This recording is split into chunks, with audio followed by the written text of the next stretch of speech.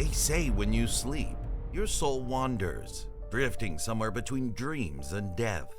Because the deeper you go, the harder it gets to tell if what's moving in the dark is real or already inside your room.